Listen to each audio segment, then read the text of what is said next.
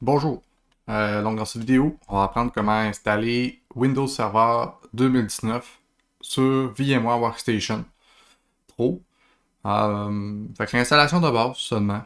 Donc on va faire la machine virtuelle, on va installer Windows Server, on va voir comment faire le setup du départ. Ensuite, on va voir comment le mettre à jour. Ça va être ça, cette vidéo-là. Donc, on clique droit ici, nouvelle machine virtuelle, on fait Next. Ici, très important, on va installer ici plus tard, là. Nous, on veut juste faire le contenant dans lequel on va mettre notre machine virtuelle. Et on fait I will install Operating System Later. En plus, je suis super bon en anglais. Ça fait bien. Le système d'exploitation qu'on va installer, c'est-tu un Linux Ubuntu? Non. C'est un Windows Server 2019. Donc là, il y a une petite chose ici. Faut en fait sélectionner Windows Server 2016 ou 2019. Si jamais la version 2019 n'est pas là pour vous, sélectionnez 2016, c'est pareil, ça va fonctionner quand même, ok? C'est pas la même chose, les deux, mais ils sont similaires.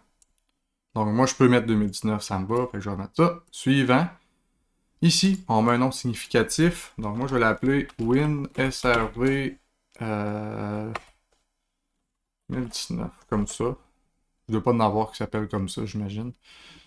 Euh, Suivant. Ici, je vais mettre 40 GB, c'est suffisamment. Dans l'espace là. C'est l'espace 10 qu'on va prendre. 40 GB, ça me suffit pour le test que je vais faire là. Store. Moi, je le mets ici en un seul fichier. Okay? Rendu ici, on peut faire suivant. Finish. Comme là, on a une machine virtuelle de créer, mais vide. On peut faire Edit ici. Bon, après ça, on va aller dans CD, DVD. On va mettre le ISO. On va aller chercher l'image du CD, un ISO. Fait que là, ça prend un ISO pour ça.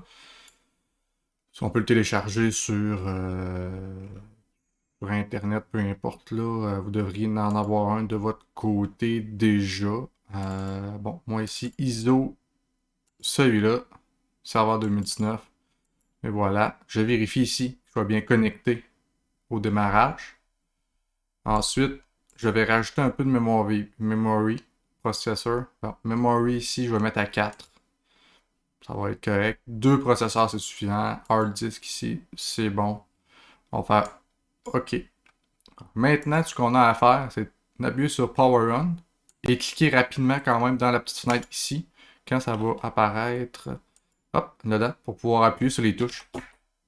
Parce que si on ne clique pas dans le petit carré, quand on appuie sur les touches, ça ne fonctionnera pas. Fait que c'est important. On fait sur le bouton Play, après on clique dans la fenêtre pour avoir notre souris dans la fenêtre. Parce qu'avec VMware, si on pèse sur CTRL-ALT sur notre clavier, on sort de VMware. La souris arrive dans ton ordinateur. Quand on clique dedans ici, on est dans la machine. Fait que on peut avoir une souris ici, qui est dans l'ordinateur. Quand on clique dedans, on est dans la machine. C'est ça. Fait qu'au démarrage, pour pouvoir faire les touches pour démarrer, ben, c'est important d'être dans la machine. Maintenant, on va faire Français-Canada. Ici, je remets Français-Canada comme clavier. Comme ça. Français-France, Français-Canada, Français-Canada. Le clavier, méthode d'entrée, c'est un peu personnel, là. Moi, j'utilise Français-Canada. Si vous voulez prendre multilingue, vous pouvez, il y en a d'autres. On fait suivant, rendu ici. Maintenant, installer.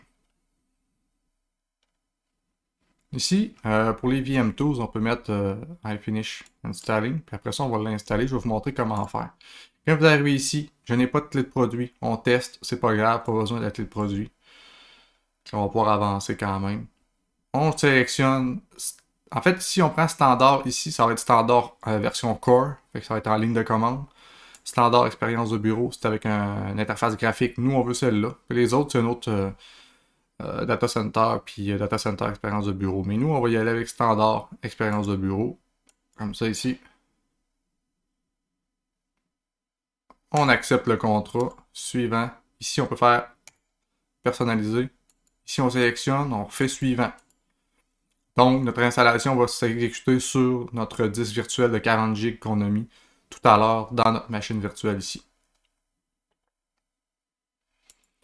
Donc, rendu à l'étape qu'on est là, il faut juste patienter. Donc, on peut réviser ici. Si je m'en vais dans Settings, on peut voir, j'avais mis 4 GB de mémoire vive, c'est là qu'on gérait ça. En cliquant droit en cliquant droit ici sur la machine virtuelle qu'on veut voir les propriétés. Settings. Puis là, mémoire, processeur, hard disk. Si jamais on voudrait ajouter un nouveau disque, là, pour avoir, mettons, 2 disques, peu importe, là, on peut add, puis en ajouter un nouveau. Je vais faire cancel parce qu'on ne veut pas en ajouter un nouveau. Maintenant, CD. Bon, là, vous voyez, j'ai mis le ISO tantôt. C'est grâce à cette image. L'ISO, c'est comme un CD, si on veut, un DVD. C'est ça que c'est écrit comme ça ici. Qu'on a l'installation de notre Windows Server. Ici, Network Adapter, c'est les adapteurs réseau. Fait que le NAT va vous servir à avoir un accès Internet avec un range, un étendue réseau différent de votre range à la maison.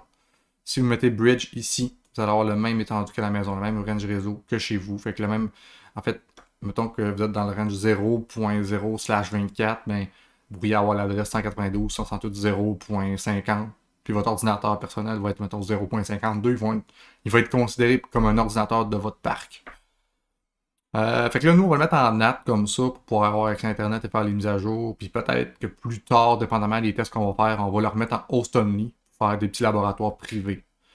Puis là, on reste ça comme ça. Ici, c'est correct. Quand c'est comme ça, connecté. On vérifie c'est connecté. Tout est beau. On fait OK.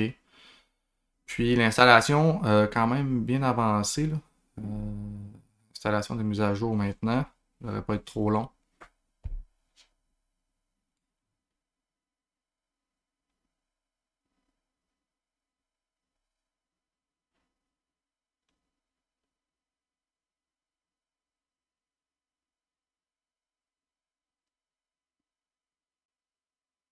On peut faire ici redémarrer maintenant, si on veut redémarrer.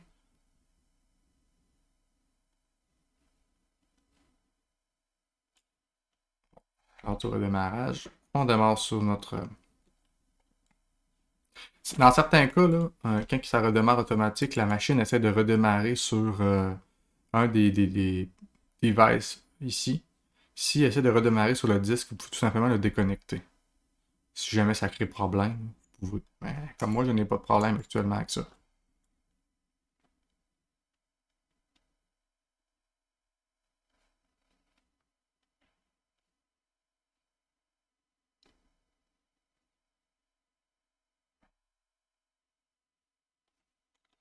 Tantôt, j'avais oublié de vous dire, on va installer aussi les VM2. Je vais vous montrer comment les installer. On voit ça en bas ici qui pop. Là. Je vais vous montrer comment installer ça. C'est pas très compliqué non plus. Là.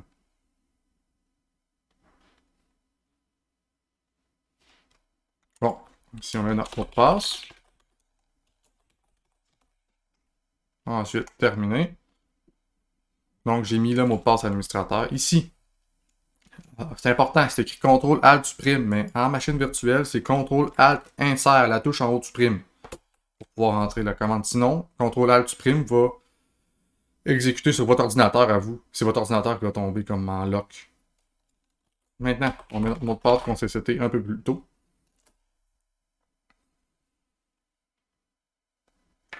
On a notre Windows Server qui est là.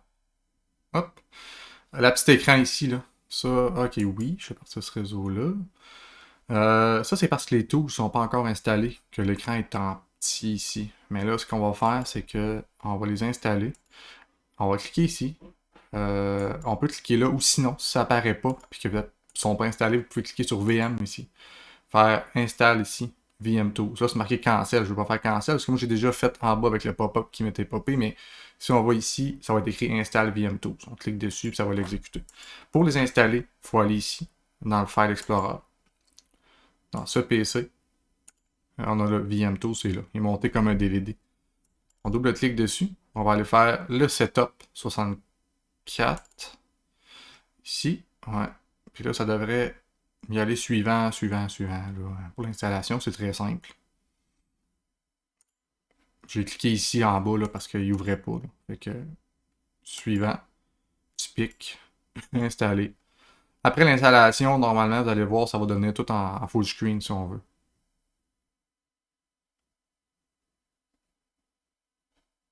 Et voilà. C'est beaucoup plus plaisant à travailler comme ça.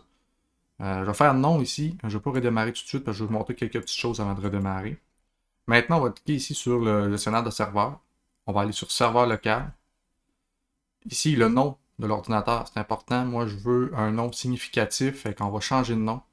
Là, on va mettre le même nom que la VM ici, mais on n'est pas, c'est pas obligé d'être ça. Si vous faites un parc, le nom, vous avez besoin d'un nom particulier, vous savez le rôle qu'il va jouer. Moi, je ne sais pas encore le rôle qu'il va jouer, je vais l'appeler comme ça, jeu générique. Mais si par exemple, ça serait un serveur DHCP, je mettrais WinSRV DHCP ou WinSRV Data, c'est mon serveur de fichiers. Si c'est mon serveur d'Active Directory, je peux mettre WinSRV DC ou AD, peu importe. Bon, là, moi, je vais mettre le même nom, qui est 2019, parce que pour l'instant, je ne sais pas encore qu'est-ce que je vais faire avec. Puis le nom, je peux le changer plus tard. Là. Mettons que je décide de faire autre chose avec, je vais le changer. Mais pour le test actuellement, je vais l'appeler comme ça, juste pour vous montrer comment renommer la machine. On pèse sur OK. Parfait. Ça, c'est fait. On va faire ultérieurement. On va tout faire en même temps après. Autre chose aussi que je voulais vous montrer pour... Mettons que vous voulez googler dans votre Internet Explorer. Je vais vous montrer un petit truc. Là. OK. Mettons, on va sur Google. Si vous voulez aller googler, peut-être dans votre VM, vous avez des choses à faire, vous allez être restreint comme ça. Faites fermer, là. On va fermer ça. C'est ici, dans le gestionnaire de serveur, là, dans configuration de sécurité renforcée d'Internet Explorer. C'est actif. On va mettre ça sur désactiver. OK. Donc là, comme ça, on peut maintenant aller ici et aller googler. Si on a besoin de savoir, là, on installe DHCP rôle. Par exemple, on peut suivre ça. Voilà. Ça va fonctionner. Maintenant, on va redémarrer la machine pour que je vais vous montrer au redémarrage, en fait, comment mettre à jour votre serveur. On fait redémarrer, continuer. Puis je vais vous montrer aussi, avant de faire les mises à jour, pourquoi le redémarrage. Excusez-moi, c'est parce que je vais vous montrer que le nom de la machine va changer aussi, vu qu'on l'a modifié. Après un redémarrage, là, il va avoir mis WinSRV 2019 comme nom. Ici, CTRL ALT insert. Ensuite, on met notre mot de passe. Hop, on est dans notre machine. Là, vous allez le voir. Là. Le gestionnaire de serveur, il ouvre au démarrage. Donc, bon, ici, je vais faire ne plus afficher. Là. Je ne vais pas nécessairement revoir ça à chaque fois. Serveur local. Regarde, WinSRV 2019 est là. Ça avait été pris en compte. Puis les tools aussi. Fait que si on le met en plein écran comme ça, pour le mettre en plein écran, on met notre souris en haut. Vous allez voir là. Quand on est comme ça, il y a ça, cette icône-là. Clique dessus. Plein écran. On clique ici, menu démarrer, UP. Vous allez voir Windows Update. Rechercher les mises à jour. Puis là, les mises à jour vont starter. Et voilà. C'est ça que je voulais vous montrer pour là. On a vu comment monter un Windows Server dans VMware Workstation Pro. On a vu comment faire le petit setup de base au démarrage. On a vu comment changer un serveur de nom, comment désactiver la sécurité renforcée d'Internet Explorer. On a vu comment faire les mises à jour de Windows Server. Puis après, je vais vous montrer comment, plus tard dans une autre vidéo, comment mettre l'adresse IP fixe, comment faire pigner plusieurs serveurs ensemble, faire discuter ça. Donc, merci d'avoir écouté cette vidéo. Donc, une bonne journée à vous.